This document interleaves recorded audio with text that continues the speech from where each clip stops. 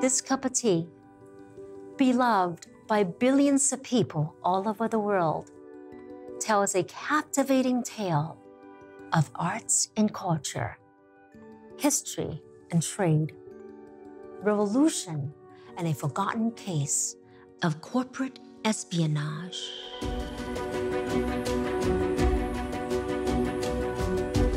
Our story exemplifies real life is stranger than fiction. Welcome to the adventure of tea, the drink that changed the world.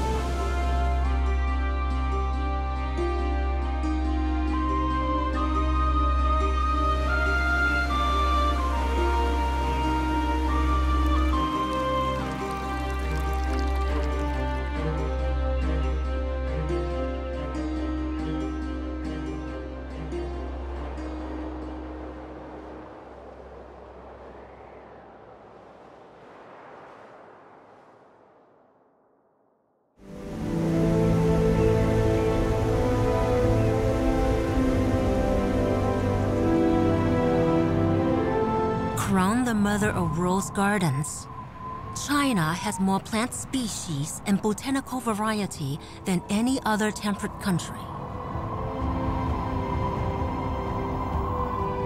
Her wide range of latitudes offer nearly every form of landscape.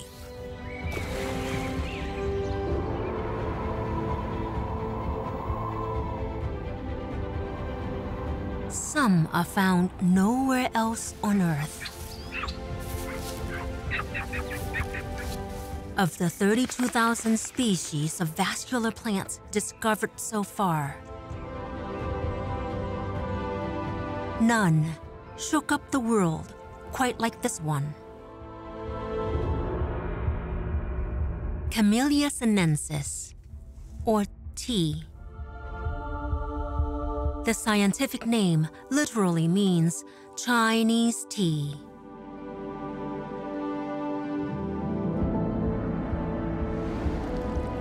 Throughout time, this simple plant immortalized kingdoms near and far, ignited wars,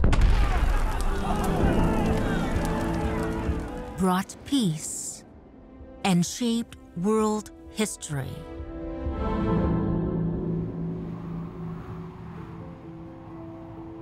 Over the millennia, China invented all 6 types of tea: white, yellow, green, oolong, black, and of course, pu'er.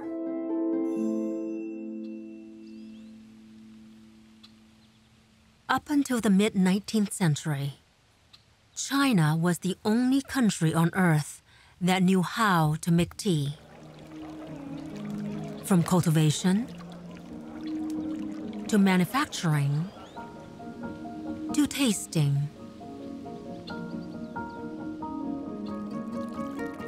And the Celestial Kingdom guarded her national beverage as a state treasure. So what happened to the ancient Chinese tea secret? How did this rooted one come to propagate on foreign land oceans away? And how did tea spread around the world and become the favorite drink after water? To unearth the centuries-old mystery, we embark on a mystical journey deep into the fairy land of tea.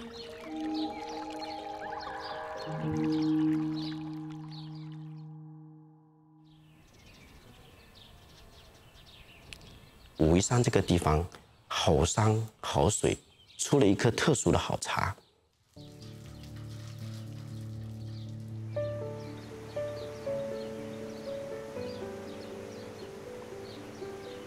wuyi山是茶水浸润了几千年的一个地方，每个人的骨髓里都有那么一丝的茶味。wuyi山的每个山头啊都有灵气的，那是水的，每个地方的水也有灵气。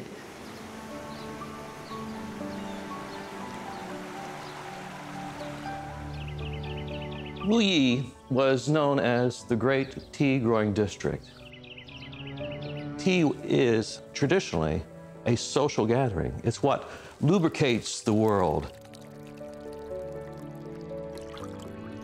It brings people together. It's a cup of humanity. 茶的文化在武夷山代表着中国茶文化的一个传承。武夷山是乌龙茶和红茶的发源地。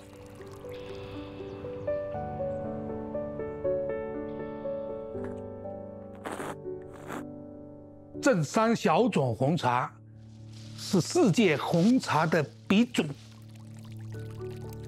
这个茶影响了世界。 For the tea lovers who cherish their oolong or black teas, like Earl Grey and English breakfast, the origin of your favorite cuppa traces back to the mystical mountains of Wuyi. Located in China's Fujian province, 400 miles southwest of Shanghai, the legendary Wuyi Shan produced teas that brought epic, far-reaching impact the world over.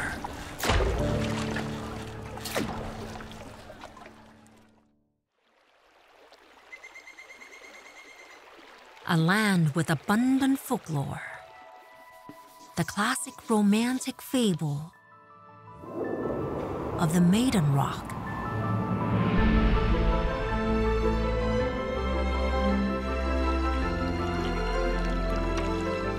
and the Emperor's Peak had captivated the hearts and minds of people for generations. Anchored by her signature rock formation, known as Danxia Landform, Wuyi Shan is the story of a pot of tea, steeped for thousands of years and never told before now.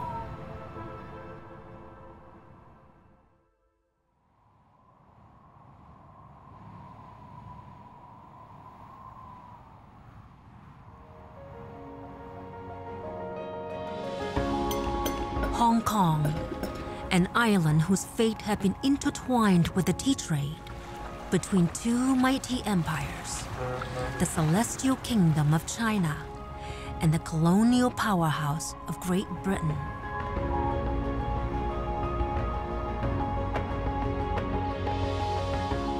Held here is the third and final auction of the celebrated Da Hongpao, King of Wuyi Rock Tea.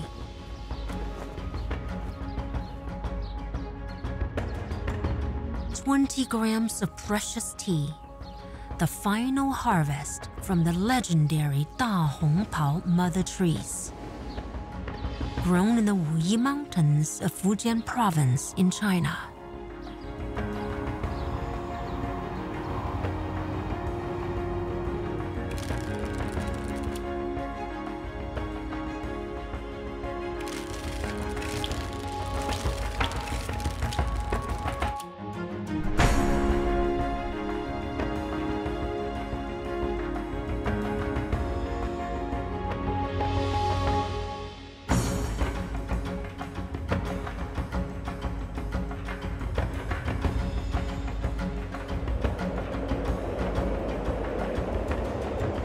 every tea leaf is worth its weight in gold.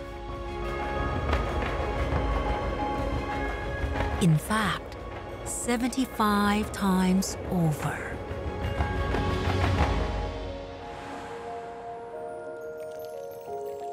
What makes Da Hongpao, king of Wuyi rock tea, the most prized tea in the world?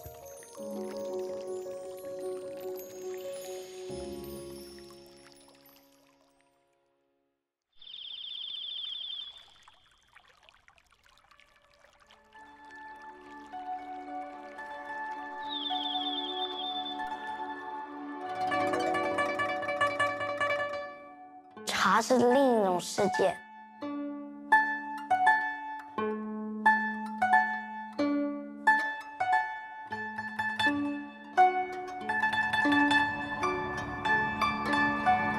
Ancient legend told the story of the 9 dragons, wreaking havoc in Wuyishan.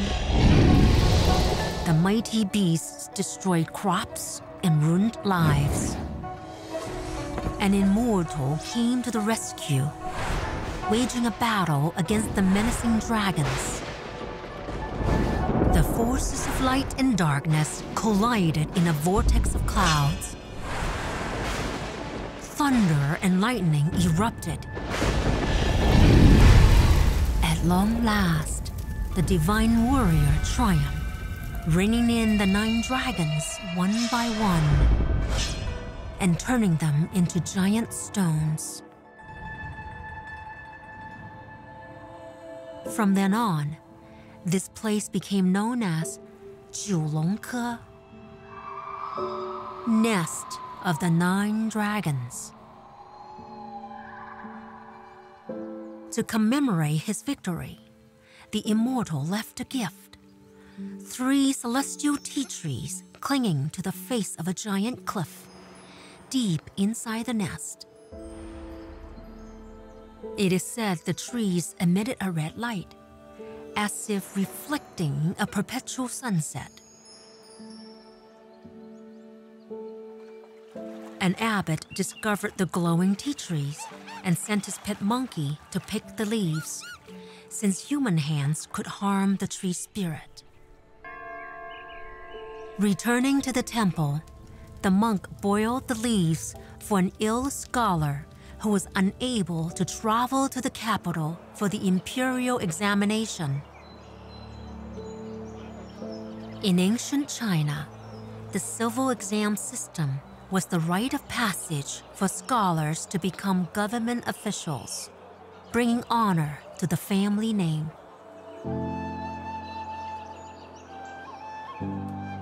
Healed by the tea, the young man journeyed on and became a Zhuangyuan, top scholar of the land.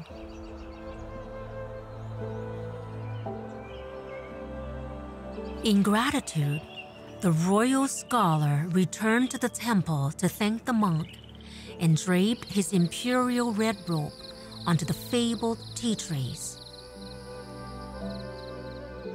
The local people called the trees Da Hongpao, big red robe.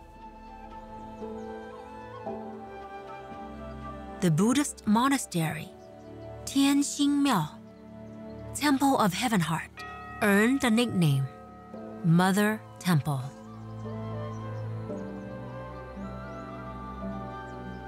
Established in the Tang Dynasty more than 2,000 years ago, Tianxing Miao is the largest amongst the hundreds of temples strewn throughout the sacred land.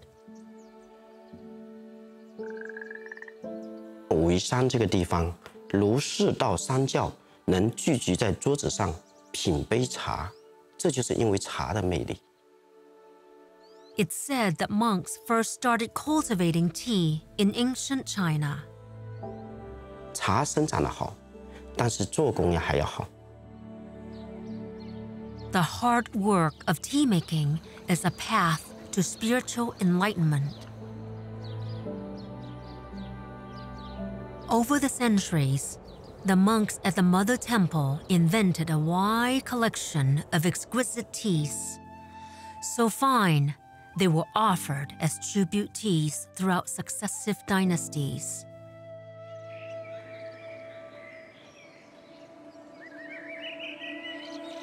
Tea was Zen.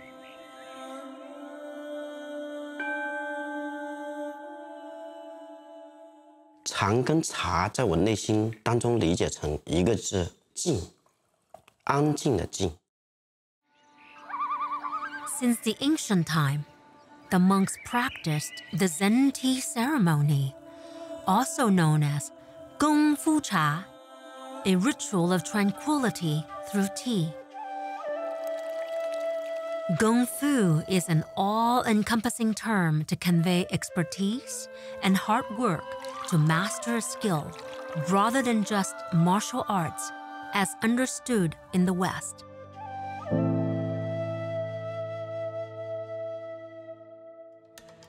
Buddhist monks practiced the art of Gong Fu, or as Westerners say, Kung Fu, as a means of physical and mental discipline.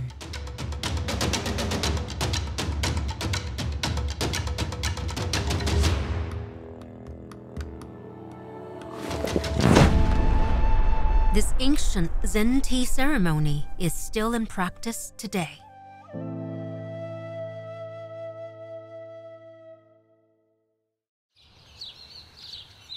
Up until 2007, the mother trees were harvested once a year, yielding fewer than 500 grams of tea, a little over 1 pound. Historically, this tea was never for sale, but it was offered as gifts to heads of state, foreign dignitaries, and spiritual leaders. 茶，它是中国的国饮，茶和天下。Da Hongpao became the most revered tea in China. So how did tea originate?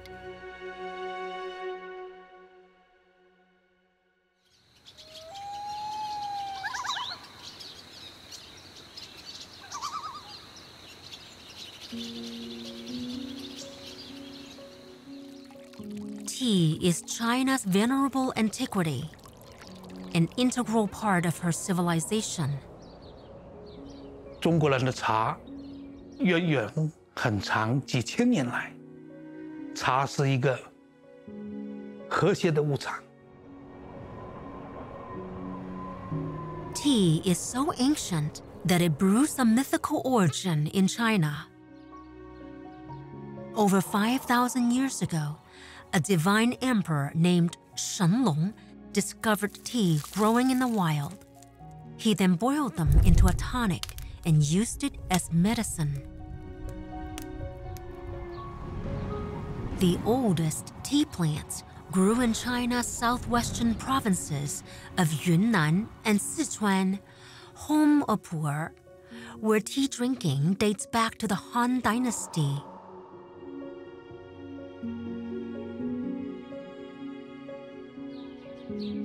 Considered a southerner's drink initially, tea became popular within those regions, where the tea plants grew abundantly in mild, warm climates.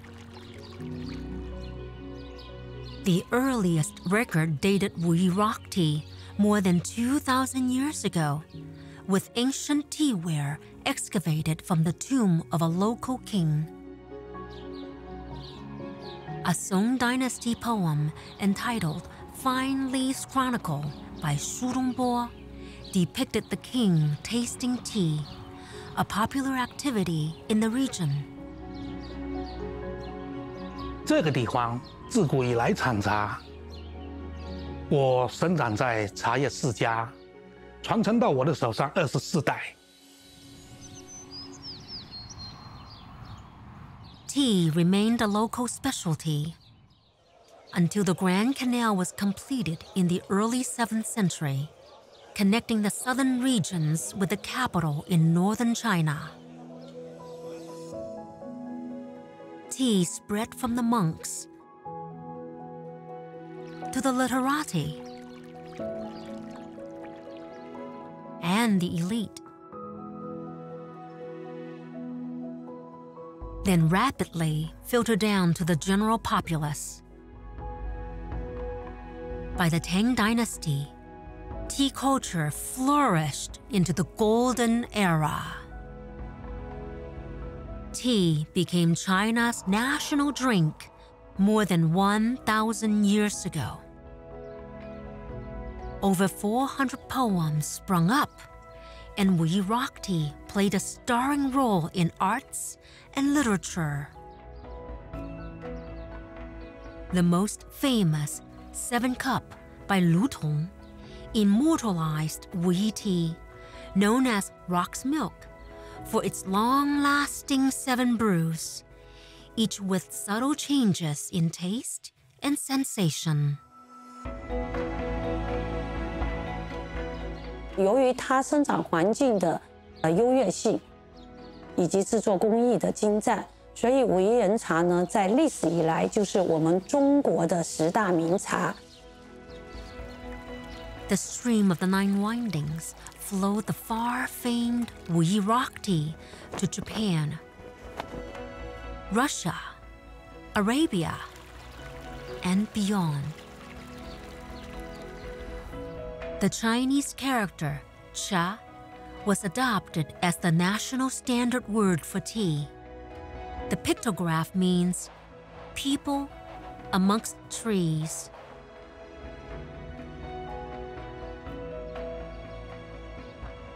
The great tea sage, Lu Yu, published the world's first book on tea in the year 780.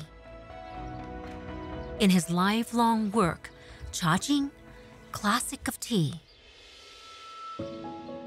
Lu Yu promoted tea connoisseurship, from cultivation to processing, from brewing to tasting.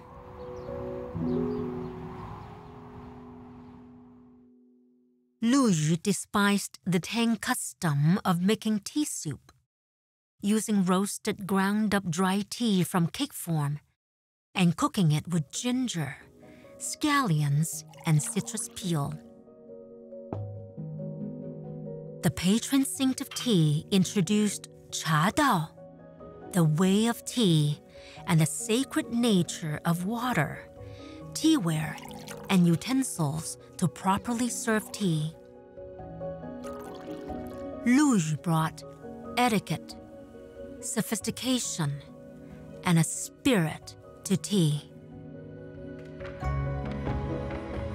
Tea things and porcelain appeared widely in China around the 7th and 8th centuries. Tea drinking got fancy. A living art form, tea came to symbolize China. The arrival of Song Dynasty brought new fame to Wuyishan, not only for her tea, but also for her tea things. Fujian's blue and black glazed tea bowls became highly coveted throughout Asia. Marked by the signature hare's fur, the bowls are called timoko-ware in Japan. Treasured as collection items, they came in sets of 10. Each cup painted and poetically inscribed with a verse from the famed poem Song of the Nine-Turned Stream by eminent poet Zhu Xi of the early 12th century. Produced in Wuyishan's Yuling Ting, the ancient kiln covered nearly 60,000 square meters, or 10 football fields. Built in 1000 AD, this is one of the longest dragon kilns in China from the Song Dynasty. Spanning across 6 hills, one of the kilns could bake 80,000 pieces per firing.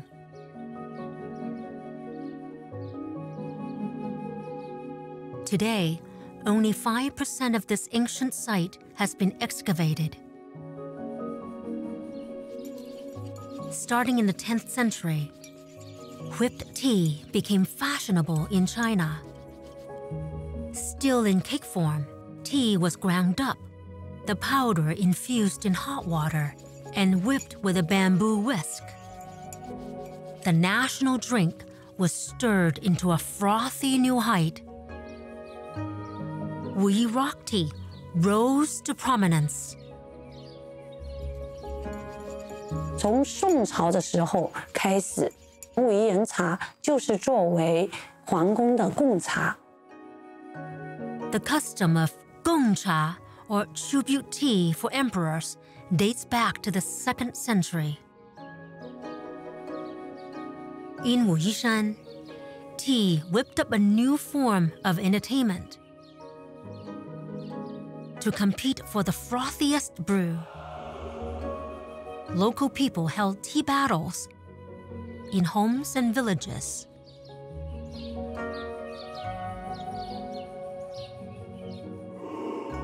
This Song tradition became today's annual tea tournament, a citywide festival to compete for the title King of Tea. Tea was a milky drink with a head of foam. An ancient form of tea latte was served in the streets of China. That was over 1,000 years ago. Japan adopted whipped tea as matcha, using tea bowls and combining Luyu's cha dao. This became the Japanese tea ceremony.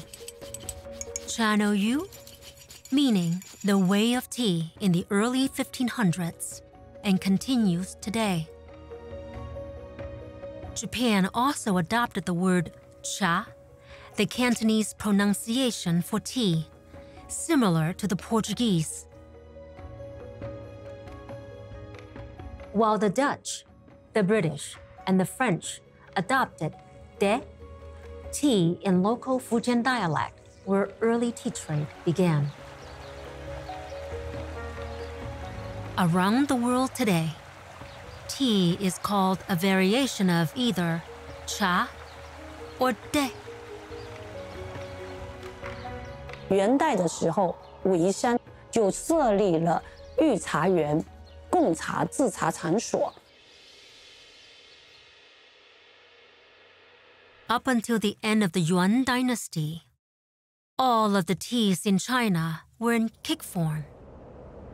The dawn of the Ming dynasty brought an exciting breakthrough for tea.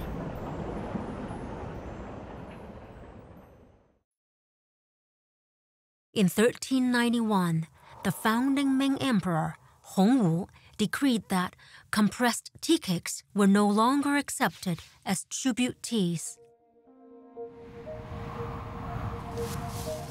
Loose teas were the new best teas.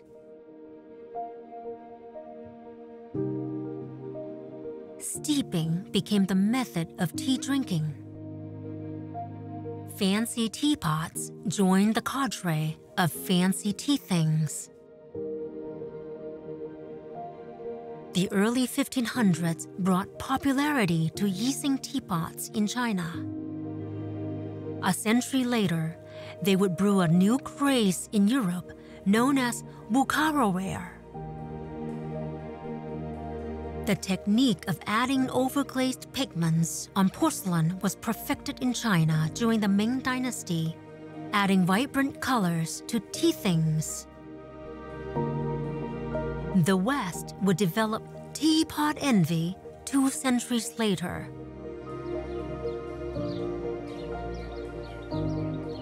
To maintain the freshness of the tea leaves, tea caddies were invented.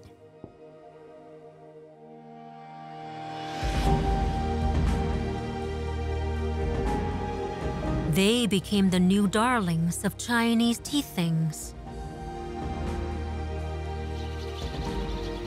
In Wuyi, tea innovation reached the pinnacle at the Mother Temple.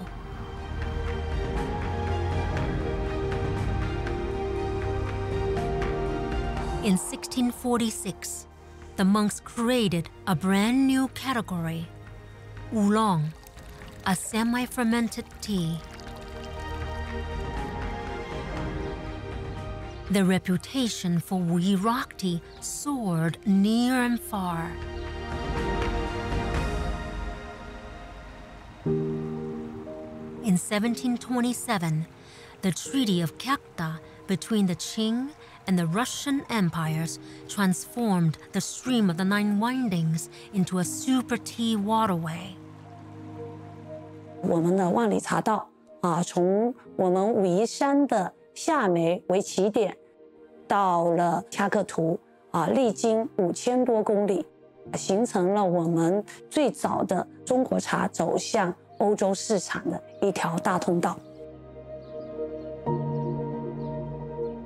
The far-famed Da Hongpao became the symbol for Wuyi rock tea, or Wuyi oolong tea.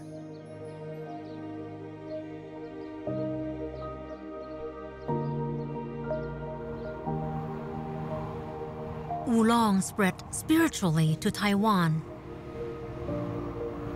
In 1855, the monk Lin Fengqi brought 36 Wuyi tea plants upon returning home from the Mother Temple, giving birth to the famous Dongding Oolong in Taiwan.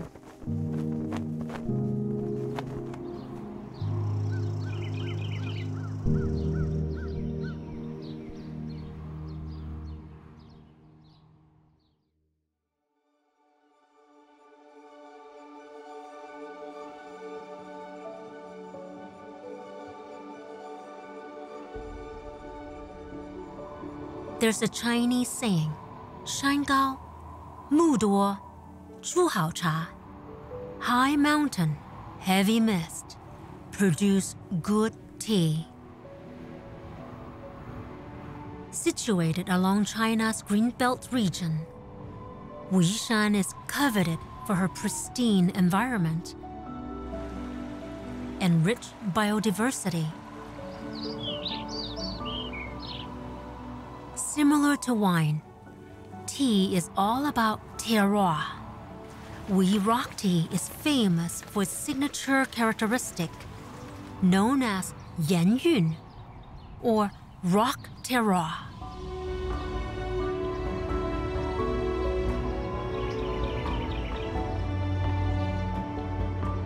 "最好的茶，它首先第一点是要讲它的生产地理环境，要生产的最好的地方。然后植被要好，水要好。第三，我们讲就在山根鸡叫的时候都听不到声音的地方，这种茶它就像一个修行的老人一样，在那里修行。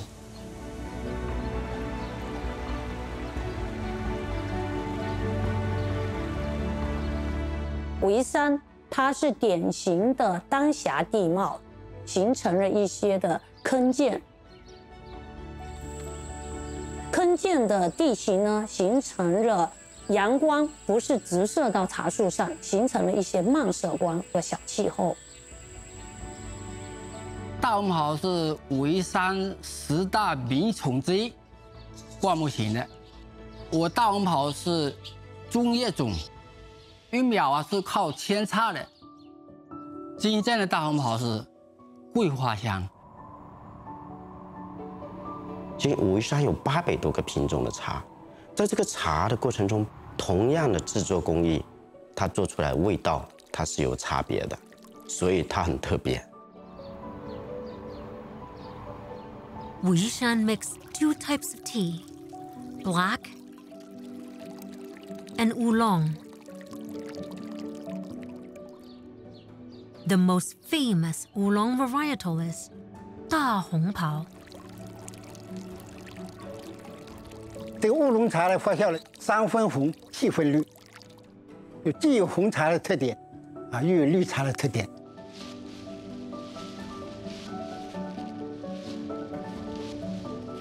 The art of oolong tea making includes picking, processing, and inspecting.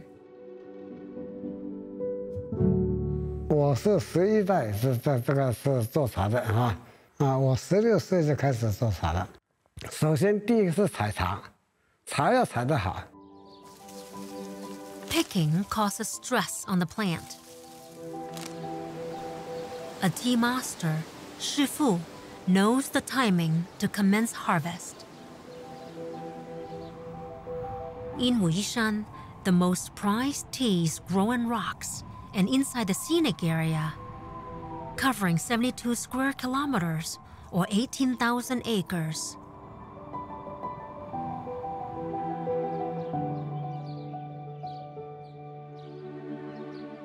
Here, tea is hand-picked once a year, around mid-April, by plucking 2 leaves below the bud.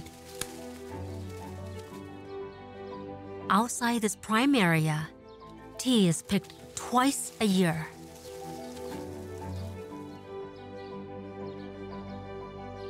A seasoned hand plucks up to 50 kilograms of leaves a day, or 110 pounds, yielding about 10 pounds of tea for sale.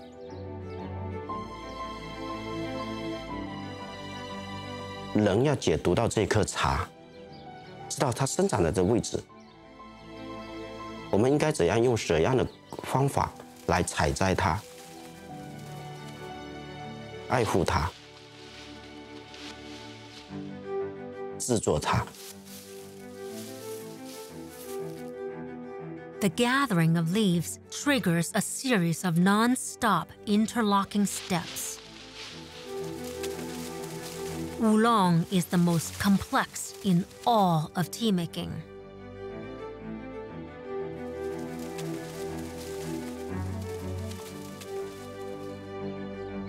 倒青、走水、调青。 The Shik green process bruises the edges of the leaves and triggers oxidation. Wuyi rock tea's unique characteristic, green leaves, red edges, comes from this step. It looks easy and fun, but it is difficult to master. 有经验的师傅，他就知道这个茶什么时候要扫了。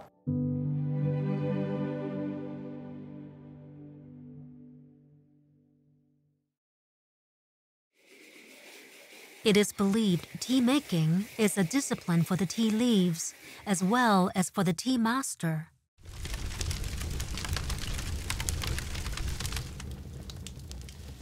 那做茶人他一辈子也是无止境。 Called Kyo green or stir green, this replaces the steam green technique from previous dynasties, giving tea its loose form. Wok frying helps the leaves develop more aromas and deactivates the enzyme that causes them to turn brown, fixing their green color. The key is to avoid burning one's fingers. The wok is more than 220 degrees Celsius, or 420 degrees Fahrenheit. Wuyi ascribed the tea spirit to the art of tea making, infusing the virtue of the leaf with its maker.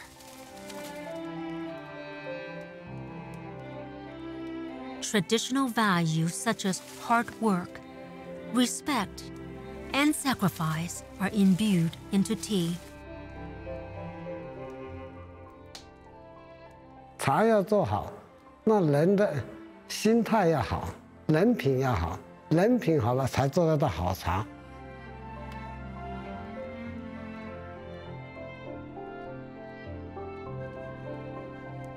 揉成型，关键的就是及时把它水走掉。 这样子才能够保护一泡茶的完整。The essence of the tea leaves is distilled through the diligent hands of a tea maker.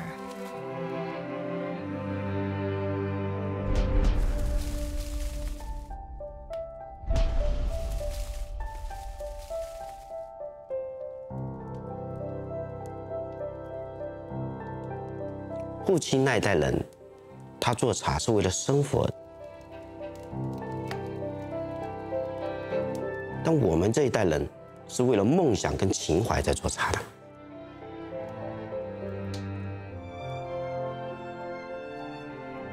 Tea masters inspect tea at every stage, tracing the fragrance, tasting the texture, examining the leaves.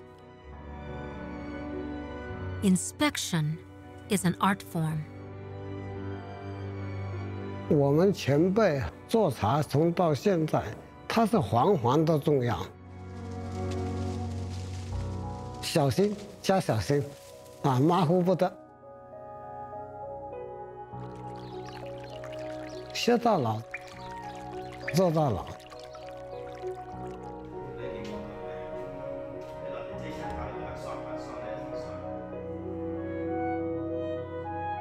我们的制茶技艺是从父传子，或者是师傅传徒弟。每个人都会有他自己的心得，而且我们制茶技艺是一代一代传承。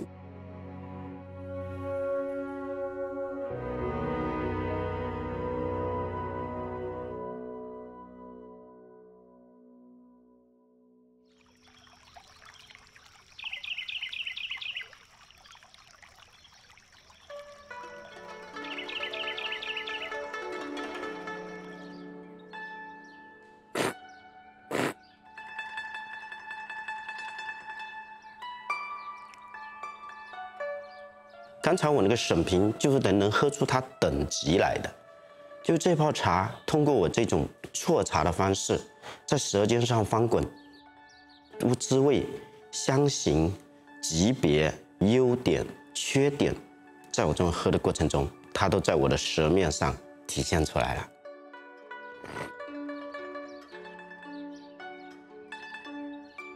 The celebrated Wuyi rock tea came with all the bells and whistles of an ancient tea ritual.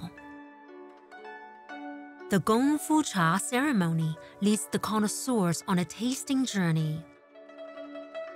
These steps can vary depending on local customs. 第一道我们是粉点檀香，因为茶是静的嘛。我们让在座的人静下来。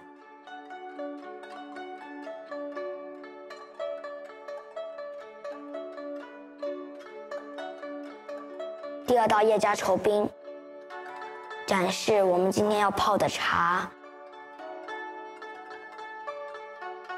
第三道就是乌龙入宫，然后剥茶叶。The name oolong literally means black dragons in Chinese. Using fresh spring water is key. To brew the best oolong, the water is brought to a full boil.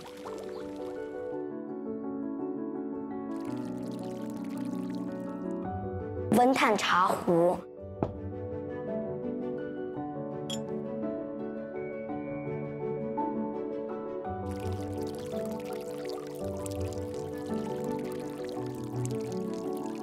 乌龙入海是希望滋润茶叶，然后把第一道茶汤注入茶海。First, the tea leaves are awakened. This brew is for your enemy, of course.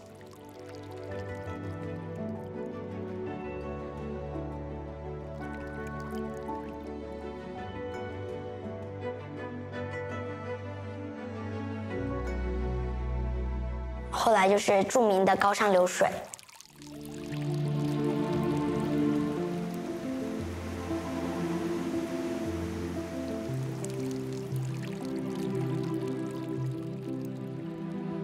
开始洗杯，因为让茶先焖在一起。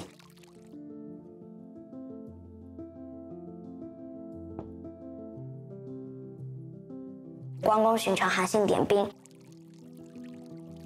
这是对来宾的一种尊重。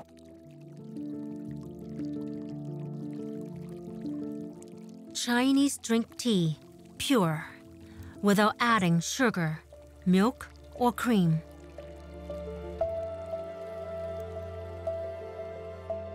掌式端杯的拿法，喜闻幽香，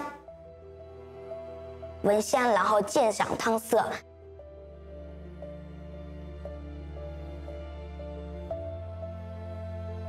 最后就是敬杯谢茶。武夷山茶叶当中，岩谷花香。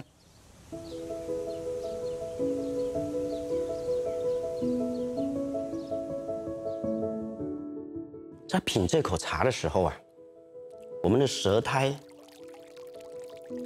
它就像武夷山的丹霞地貌的沙砾的岩石，颗粒状的，经过几亿年的风化成颗粒的沙土，喝进去，苔上就是好像有跳跃的那种生津的汤水的那种感觉。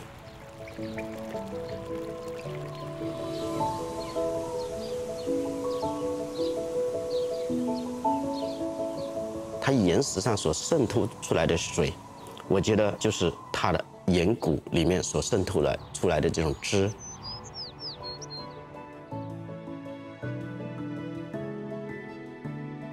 真正的品茶的时候，它是3个口，它不超过3个人。这3个人都很爱茶，也很懂茶。喝到一口最好的茶的时候，大家只是微微一笑，点点头，已经不说话了。这就是达到茶的最高境界。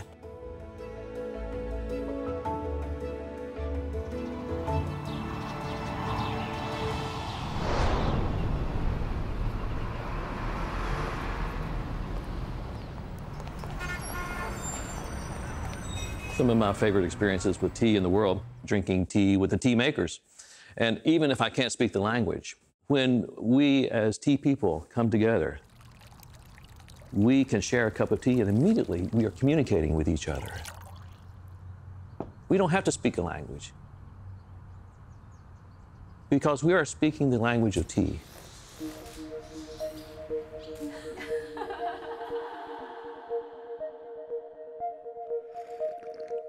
我们做茶人，首先是讲到今天喝的这一杯茶不太容易，来的不太容易，珍惜每一杯茶，珍惜每一口茶。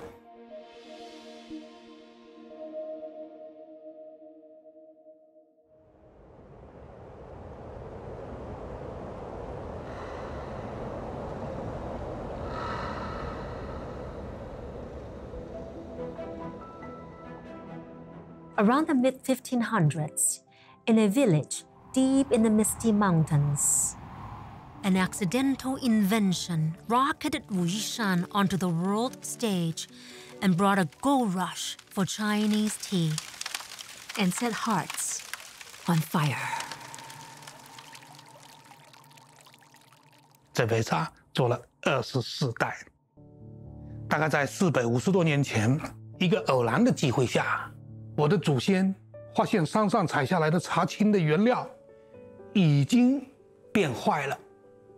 实际上它是发酵了，不是变坏了。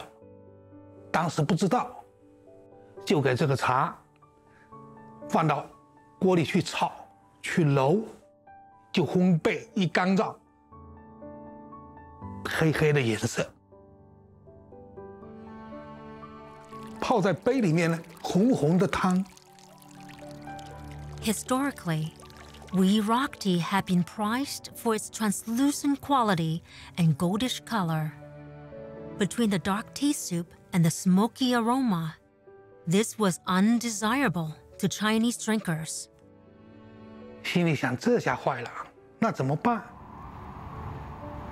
就给这个茶托山外的朋友拿到沿海去卖。那沿海的商人给这个茶，就通过荷兰人、葡萄牙人给这个茶就带到了欧洲。Trading through its colony in Macau, Portuguese seafarers were the first to bring back tea to Europe in the mid-1500s. 来年春天，这个商人找到我的祖先，说：“你那个茶非常 OK， 你今年再帮我做点，我给你双倍的价格。”那从此以后，这个地方就开始做这种发酵的茶。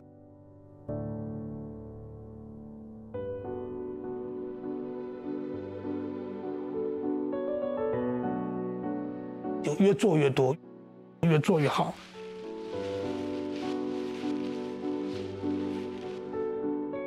This surprise hit created an unexpected demand, and many tea makers switched to making black tea and quickly mastered the trade. Luckily, it was a lot easier to make than oolong.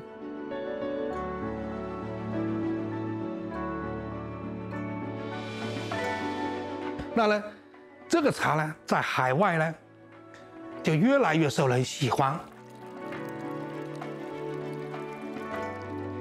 When Portugal's Princess Catherine of Braganza took her first sip of Wuyi tea in her palace, tea had been China's national drink for more than 1,000 years.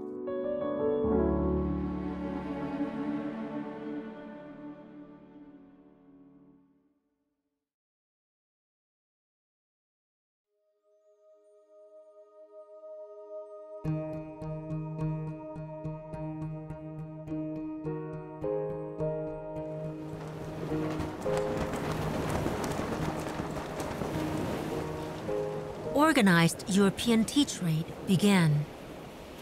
In 1600, Queen Elizabeth of England chartered the East India Company, granting it a complete monopoly on English trade with Asia.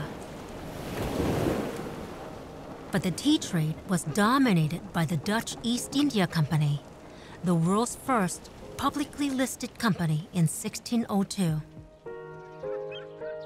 The Dutch imported Europe's first tea in 1610 through Java, its colony in Indonesia.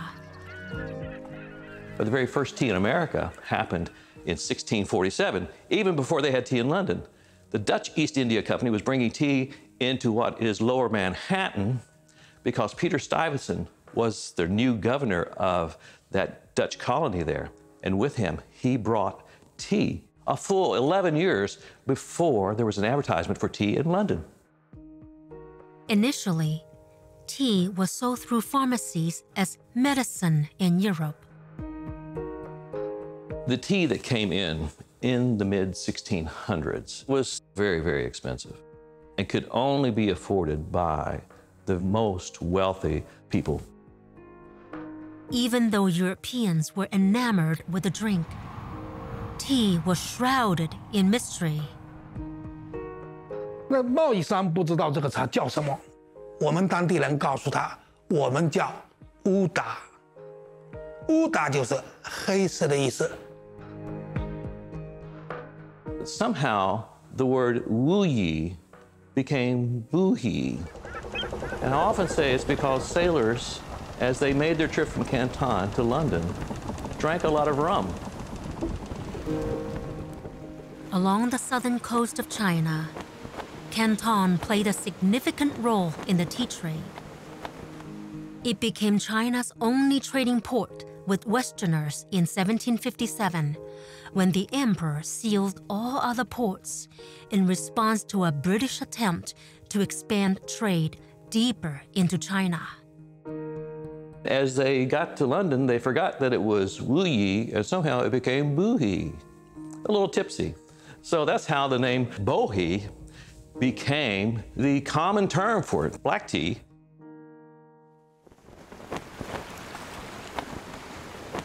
In Europe, England joined the Tea Party relatively late. When King Charles II married the tea-loving princess, Catherine of Braganza, in 1662, tea's popularity began to grow. So with her dowry as she came to London, she brought with her some tea. Tea became quite the fashion.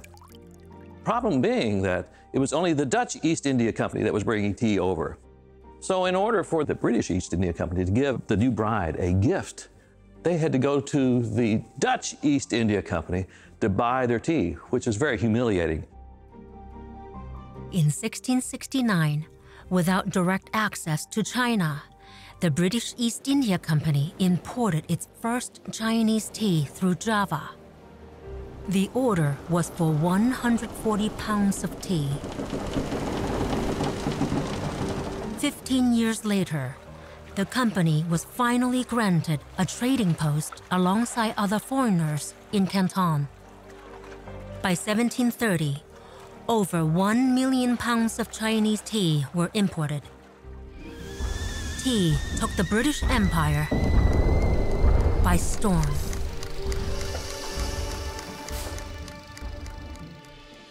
Along with all the Chinese tea things. The very first teacups that came to London had no handles. They were of course, Chinese teacups. And so everyone who would have their family portrait made in the 1700s would bring out all the tea things. And so you had these very fine ladies in London holding their teacups just like this. And that became not just balance, that's being a show-off. Queen Catherine not only popularized tea in England, but also the fate of tea was literally held in her pinky-up hand. Part of the Queen's marriage contract transferred to England the 7 islands of Bombay, which Charles II leased to the East India Company in 1668, setting the stage to brew epic change for tea.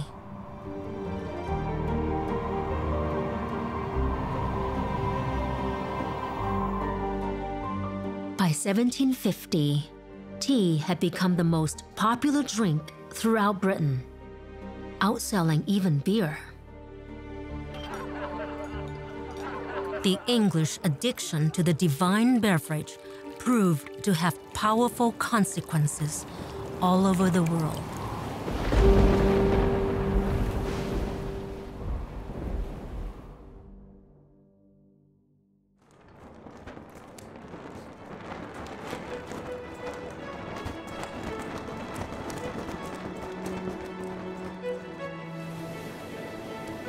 On the other side of the Atlantic, the American colonies grew equally thirsty for tea. Tea culture had two sides. There was the social side and the political side. Socially, Americans were crazy about tea. Over 1 million pots of tea a day were boiled in the American colonies. We had every household that could afford it would have the ritual of tea, because the sweetest thing you can put into tea is gossip. Chinese tea became a symbol of sophistication.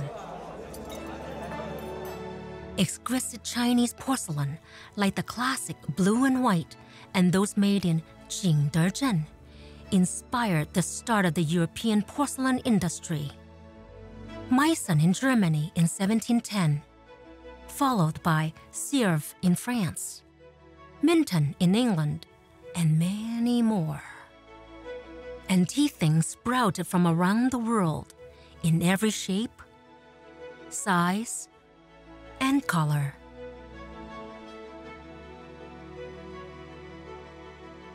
Beginning in the 17th century, the China brand whipped up a frenzy in the West and started a trend that lasted 2 centuries, known as chinoiserie.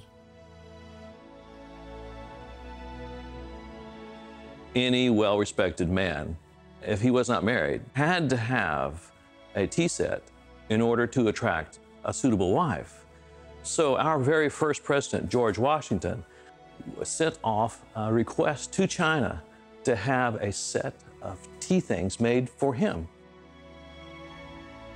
By 1764, tea was the third most valuable import for the British. The American colonies, we were completely controlled by the British government.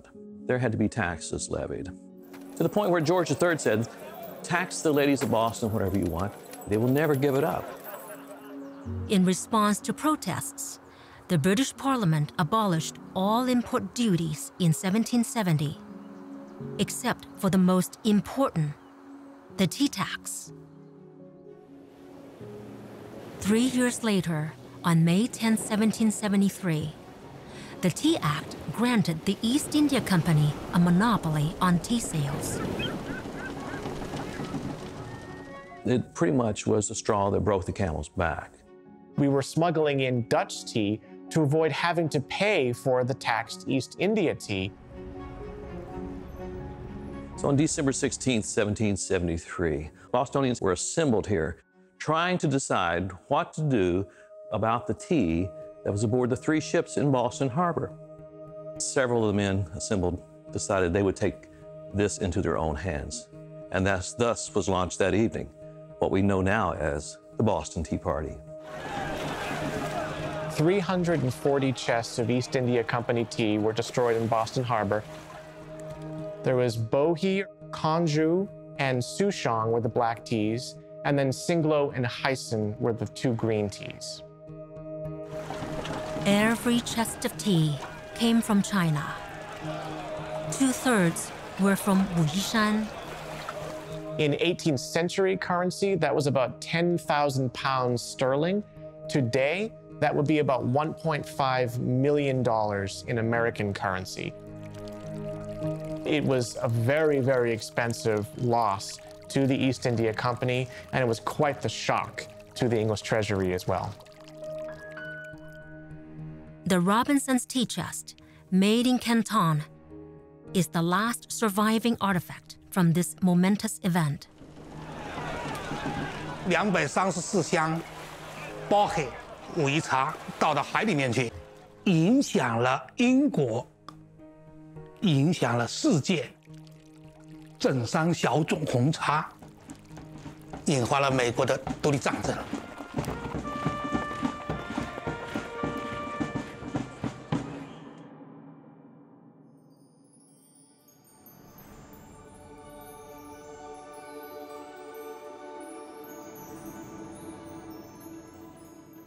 By the mid-1800s, tea had become a staple of British life. Tea import from China reached 42 million kilograms, or 93 million pounds in 1855. To be English was to drink tea, morning, noon, and night. Its high margins made tea the most valuable import, equal to all other Chinese goods combined. The multi-billion-pound industry made tea a profit center for the British government. Tea alone generated 10% of annual tax revenue. The British Empire was running on tea. The golden years of afternoon tea in London were in the mid-1800s, as the time for women to get together in their boudoir often. Then it moved into the hotels of London. And that eventually gave way to what we know now, as we see all over the world, traditional English afternoon tea. And it was a completely unnecessary meal in the middle of the afternoon. Tea became high fashion in England. Chinese tea became the empire drink for the British. Demand for new season's teas was so great that tea clippers competed in bringing fresh teas from China back to England. The first vessel home could command a premium of at least 10% for her cargoes.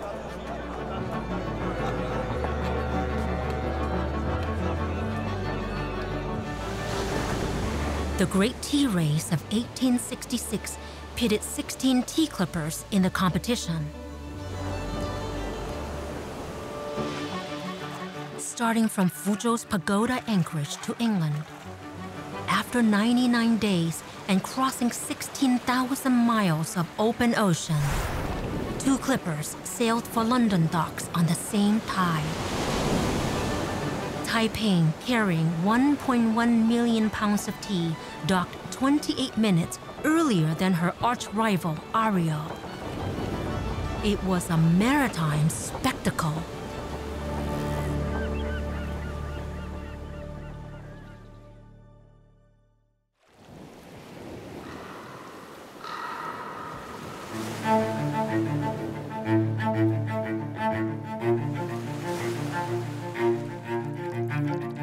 More than 2 centuries of tea drinking were draining away the Queen's coffers because China only wanted silver for her liquid jade. To overcome the silver shortage, the East India Company invented a trade triangle. Export English goods to India. Use the proceeds to buy opium there, then smuggle the drug into China in exchange for her beloved tea. For long-term supply, England would need to grow her empire tea in India. Using smuggled tea seeds from China, the East India Company ran experimental tea gardens in Assam and the Himalayas. Indian teas yielded inferior quality, as locals had no knowledge of tea manufacturing. The natives chewed the tea leaves instead of brewing them. Indigenous Assam stock was of poor quality. The great secret that China kept for centuries was how tea was made. We in the West had no idea because we were not allowed to go into the country and see tea being grown, much less tea being made. Tea was such an enigma that in 1772, the eminent Swedish botanist Carl Linnaeus misclassified black and green teas as being 2 different plants.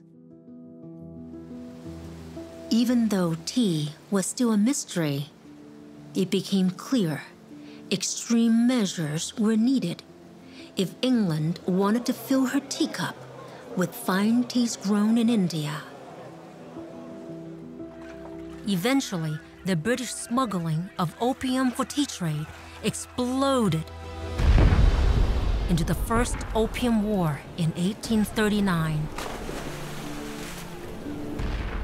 England's gunboat diplomacy led to the Treaty of Nanking, ending the 3-year war. Among other conditions, China ceded the island of Hong Kong to the British and opened up 4 new trading ports in addition to Canton.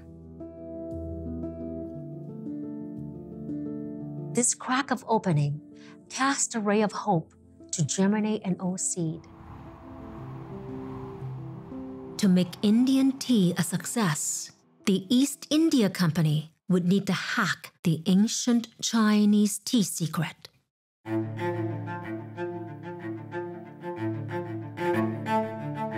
The mission called for a spy, a plant hunter, a tea raider. A man aptly named Robert Fortune. This is the land of tea, a beverage which in the eyes of Englishmen is enough to immortalize any country. The 33-year-old Scotsman was no stranger to China's botanical bounty, for he had previously completed a plant hunting trip for the Horticulture Society of London. On that trip, Fortune solved the centuries-old mystery of tea for England. He proved black and green teas came from the same plant. The difference was due to processing technique.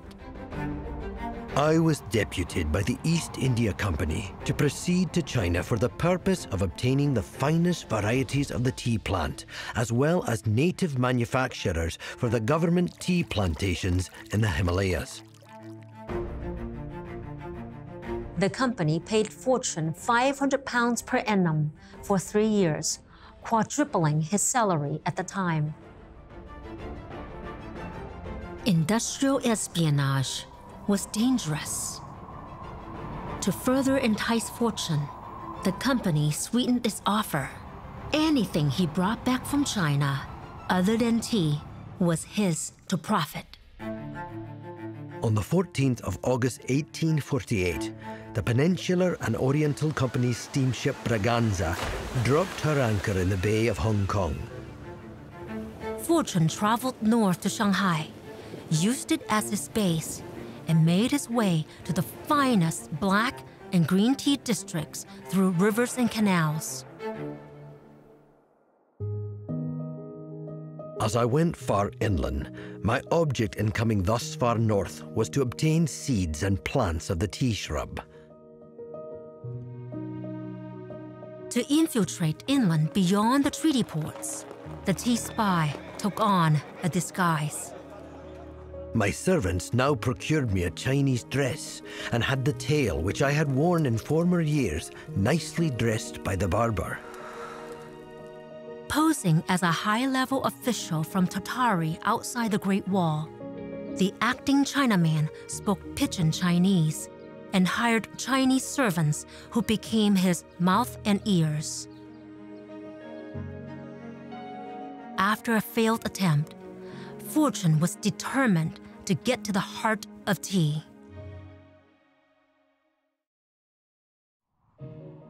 I did not like the idea of returning to Europe without being perfectly certain that I had introduced the tea plant from the best black tea districts of China. There may also have been a lingering desire to cross the Bohi Mountains and to visit the far-famed Wuyi Shan. The stream of 9 windings divides the range into the north and south. The North Range is said to produce the best teas. Here the finest souchongs and picots are produced. Fortune did his homework.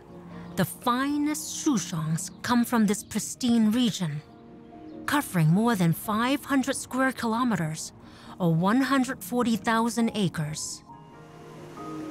This nature preserve boasts the world's largest and the most complete biodiverse ecosystem at the same latitude. Like countless travelers before him, the man of science was bewitched by the fabled Wuyi Shan. The strange rocks, as they reared their rugged forms high above the temples, had a curious and unnatural presence. Was it a reality or a dream? Or was I in some fair land, and fancy seemed inclined to convert the rocks and trees into strange living forms? Fortune befriended the kind monks, using the temples as his base to collect tea plants and seeds. I visited many of the tea farms and was successful in procuring about 400 young plants. In Wuyi Shan, the undercover spy gathered intelligence on all things pertaining to tea. On black tea, when the leaves are brought in from the plantations, they are spread out thinly on flat bamboo trays. When they become flaccid, they are thrown in heaps. The next part of the process is exactly the same as the manipulation of green tea. Unbeknownst to the tea spy, he had hacked the secret of oolong and green teas. Black tea, however, was still shrouded in mystery. To poach tea masters, he hired a middleman. After securing ample seeds and plants, Fortune had to solve a vexing puzzle: how to keep them alive through the long ocean voyage, exposing the tenuous plants and saplings to salty air and water spray. Overcoming this challenge was crucial since his first smuggling of tea seeds to India had failed. To experiment, Fortune brought along a wondrous device, the Wardian case. Having procured some fine mulberry plants, I planted them in a Ward's case in the usual way and watered them well. Invented in the 1830s by Dr. Nathaniel Bagshaw Ward of London, the Ward's case was groundbreaking in the world of botany. In 2 or 3 days, when the soil was sufficiently dry, a large quantity of tea seeds were scattered over its surface and covered with the earth about ½ an inch deep. The whole case was now sprinkled with water and fastened down with a few crossbars to keep the earth in its place. Dr. Falconer in Calcutta wrote to me upon the receipt of this case. The young tea plants were sprouting around the mulberries as thick as they could come up. With this proven success, Fortune hired Chinese craftsmen to build more Ward's cases. And he was set. As a result of this mission, nearly 20,000 plants from the best black and green tea regions of central China have been introduced to the Himalayas. Every seed seemed to have grown. No fewer than 12,838 plants were added to the Himalayan plantations, and many more were germinating. 6 first-rate manufacturers, 2 leadmen, and a large supply of implements were also brought and safely located on the government plantations. By mid-April of 1851, Fortune's tea raid came to a flourishing finish in the Himalayas. The company requested Fortune to advise on tea cultivation throughout India. The new China plants ought to be carefully propagated and distributed all over the plantations, and more of these fine varieties might be yearly imported from China. England's tea experiment in India was now planted on solid ground. And yet, something was still missing. Less than 24 months later, the company hired Fortune again. The target? The crown jewel of tea. In the end of 1852, I was deputed a second time by the East India Company for procuring some first-rate black tea makers. I sailed from the town of Ningpo.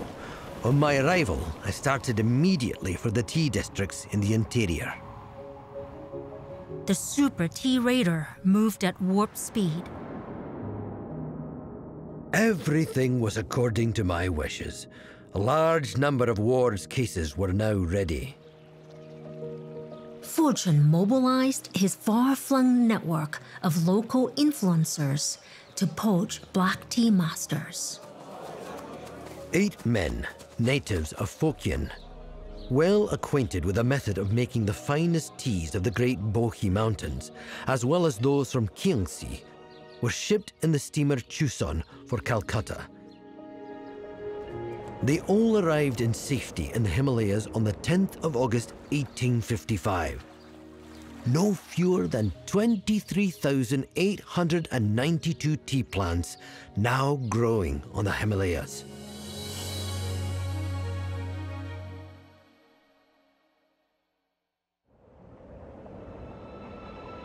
With an abundance of the finest Chinese tea plants, seeds, and first-rate tea makers for black, green, and oolong teas, British India began commercial tea cultivation in 1856. In just 6 years, Robert Fortune transplanted tea, China's national treasure and industry, across the ocean to India. The Himalayan plantation became the world-renowned tea district, Darjeeling. The Indian tea industry flourished. By the late 1930s, India became the world's #1 tea exporter, producing an average of 332 million pounds or 150,000 metric tons per year. 有了正山小种的红茶，才有世界上其他的红茶，包括世界上的阿萨姆的、印度的大吉利等等。 The colonial tea branches grew from India to British Ceylon, now Sri Lanka. Tea cultivation began in 1867, after James Taylor visited India to learn the tea trade. Together with Thomas Lipton, they expanded the tea industry. By the late 1930s, Sri Lanka became the world's #2 exporter, supplying an annual average of 220 million pounds or 100,000 metric tons of tea.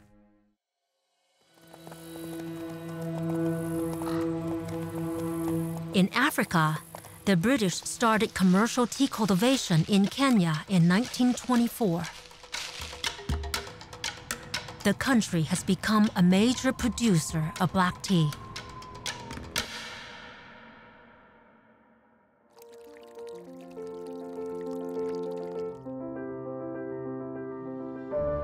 Empire tea, grown throughout her vast colonies, was a dream come true for Great Britain. Drink 5 cups a day. Tea parties for any age.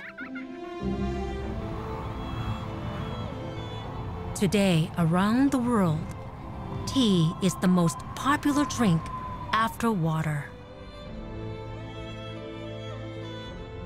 Evolved and beloved, tea lives amongst us.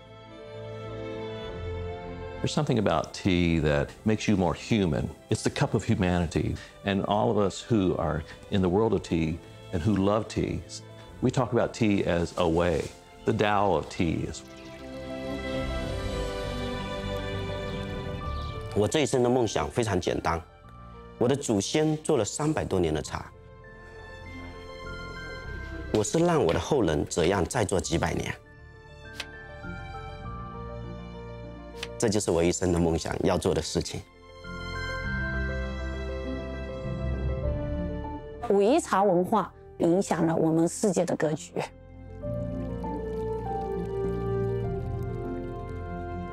用心做好这一杯茶，这一杯茶充满了爱，充满了希望，充满了和平。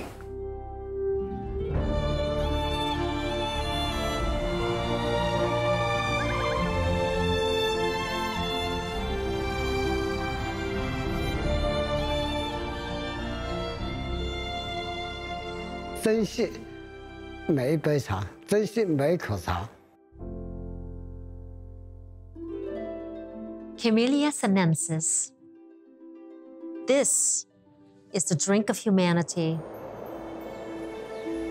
Tea, the essence of heaven and earth. The elixir for the human soul.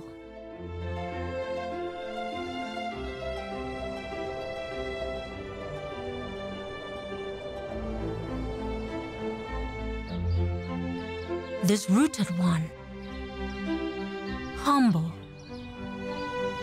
noble, spiritual, infuses herself into the human spirit.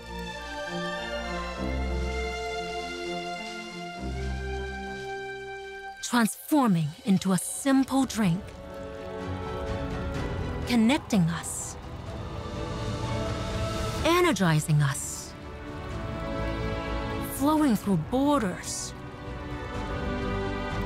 cultures,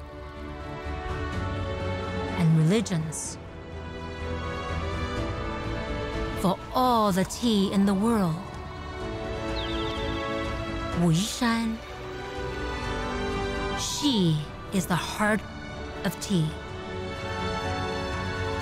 茶乃天地之精华。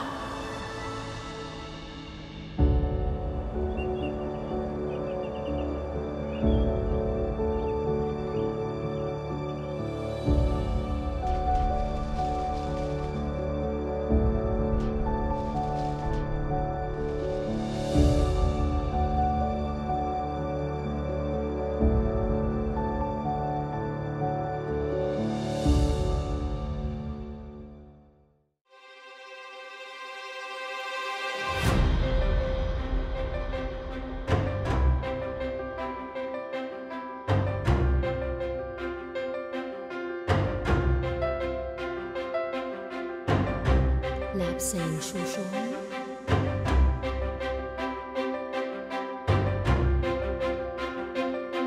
Boom, boom, boba.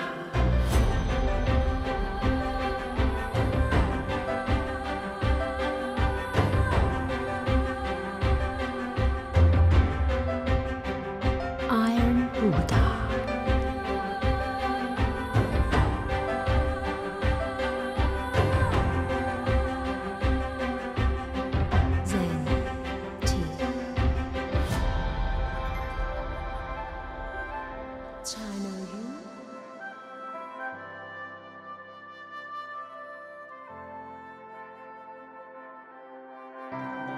Jasmine, fairy maidens.